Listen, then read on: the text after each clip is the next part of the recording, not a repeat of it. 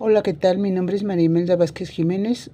Soy estudiante de la Universidad UVEG, Universidad Virtual del Estado de Guanajuato.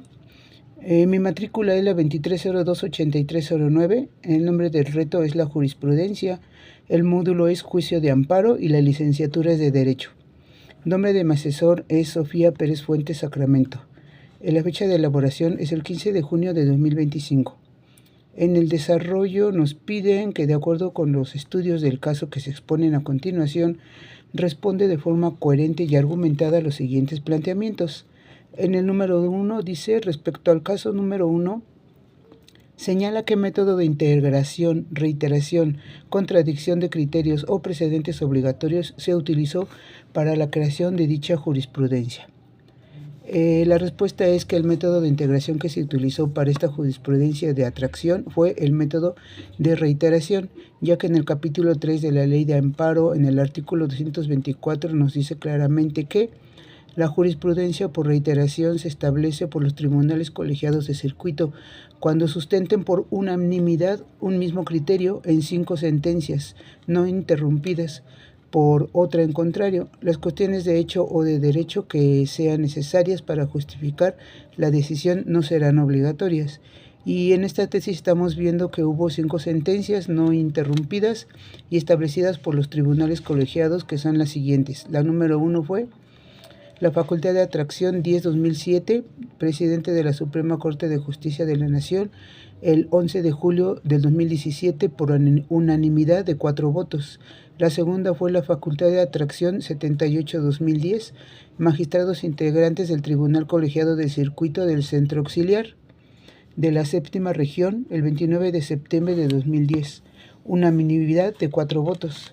La 3 fue Facultad de Atracción 120-2010, magistrados integrantes del Segundo Tribunal Colegiado del 22º Circuito del 27 de octubre de 2010. La 4 fue la Facultad de Atracción 168-2010, emitida por magistrados integrantes del Segundo Tribunal Colegiado en materia civil del 4 Circuito el 19 de enero del 2011, con una unanimidad de 4 votos. Y la número 5 fue la Facultad de Atracción 13-2011, del 11º Tribunal Colegiado en materia administrativa del primer circuito, con apoyo del Segundo Tribunal Colegiado de Circuito del Centro Auxiliar de la Primera Región, el 9 de marzo de 2011. En el punto número 2 dice que respecto al caso número 2, identifica cuáles son los razonamientos para que la jurisprudencia 1A23-2013 décima fuera sustituida por la jurisprudencia 1A78-2018, emitida por la primera sala de la Suprema Corte de Justicia de la Nación.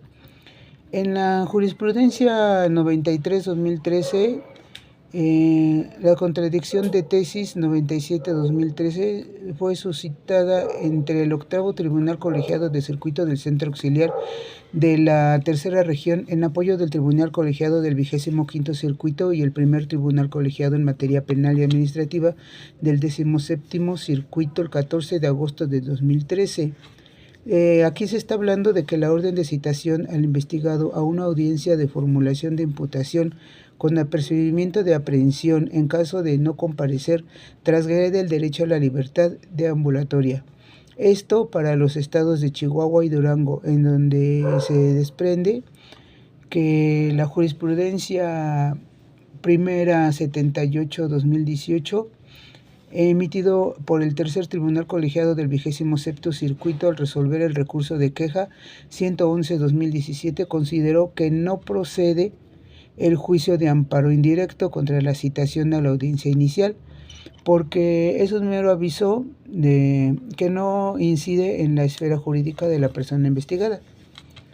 Esto fue en la tesis de jurisprudencia 78-2018, aprobada por la primera sala de este alto tribunal en sesión privada del 28 de noviembre de 2018. Nos dice que es necesario interrumpir este criterio jurisprudencial porque la regulación de la citación a esta audiencia en las legislaciones locales mencionadas es semejante a la prevista en el artículo 141 del Código Nacional de Procedimientos Penales para la citación a la audiencia inicial, en el que nos dice que Cuando se haya presentado audiencia o querella de un hecho que la ley señale como delito, el Ministerio Público anuncie que obran en la carpeta de investigación datos que establezcan que se ha cometido este hecho y exista la probabilidad de que el imputado lo haya cometido o participado en su comisión. El juez del control, a solicitud del Ministerio Público, podrá ordenar: número 1, citatorio al imputado para la audiencia inicial. Número 2, orden de comparecencia a través de la fuerza pública en contra del imputado que, habiendo sido citado previamente a una audiencia, no haya comparecido sin justificación alguna. Y 3, orden de aprehensión en contra de una persona cuando el Ministerio Público advierta que existe la necesidad de cautela. Por eso entonces no se está incurriendo en faltas a la libertad de la persona que están llamando a citación.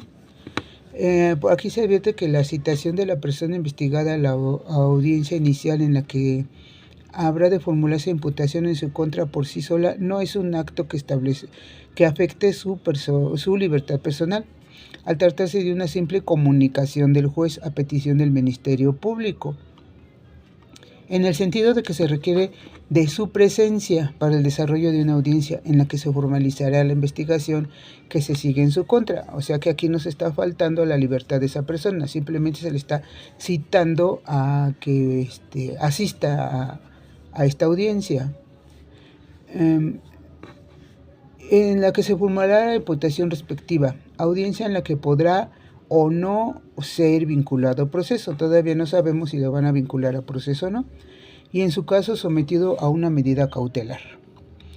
En el punto número 3 dice: respecto al caso 1, 2 y 3, indica en qué época del Semanario Judicial de la Federación fueron publicadas las jurisprudencias. En el caso 1 fue la novena época, tomo 34, septiembre de 2011, página 489. En el caso 2 fue décima época, libro 61, diciembre de 2018, tomo 1, página 239. Y en el caso 3, novena época, tomo 12, diciembre del 2000, página 16. En el punto 4 dice: en el caso 3 señala para qué autoridades es obligatoria la aplicación de dicha jurisprudencia. Aquí consultamos según el artículo 192 de la Ley de Amparo, que dice: la jurisprudencia que establezca la Suprema Corte de Justicia funcionando en pleno o en salas es obligatoria para estas en tratándose de la que se decrete en pleno, y además para los tribunales unitarios y colegiados de circuito, los juzgados de distrito, los tribunales militares y judiciales del orden común de los estados y del Distrito Federal, y tribunales administrativos y del trabajo locales y federales. En el caso 5 dice: identifica si se cumple con el requisito establecido en el artículo 223 de la Ley de Amparo respecto a los votos deben emitirse para su aprobación. Bueno, yo consulté la Ley de Amparo del 2025 y aquí el artículo 223 aparece como derogado, según nos dice la propia ley, que se derogó el 13 de marzo del 2025. Sin embargo, entonces me fui a investigar en la Ley de Amparo del 2024. Ahí nos dice que el artículo 223, que las razones que justifiquen las decisiones contenidas en las sentencias que dicten las salas de Suprema Corte de Justicia de la Nación constituyen precedente obligatorio para todas las autoridades jurisdiccionales de la Federación y de las entidades federativas cuando sean tomadas por mayoría de 4 votos. Las cuestiones de hecho o de derecho que no sean necesarias para justificar la decisión no serán obligatorias. Entonces aquí no está hablando de 4 votos, por lo que sí cumple con los requisitos respecto al 4º voto para su aprobación. Pero repito que este artículo ya se encuentra derogado en la ley del 2025. Y como conclusión, dice el cierre congruente de acuerdo con lo que es importante de la utilidad de la jurisprudencia.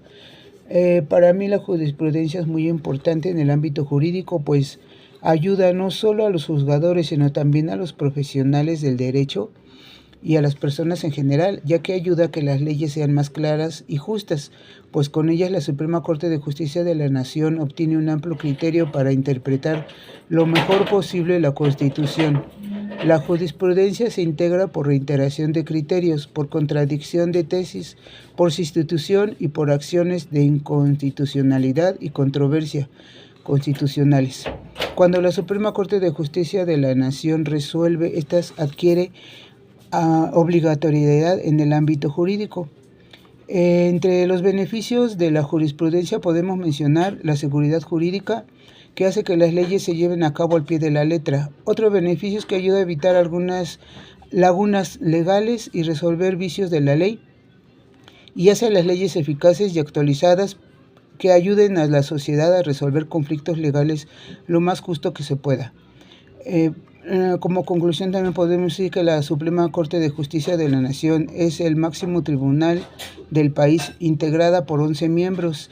El pleno de las salas, los plenos de circuito y los tribunales colegiados de circuito son los órganos facultados para emitir la jurisprudencia.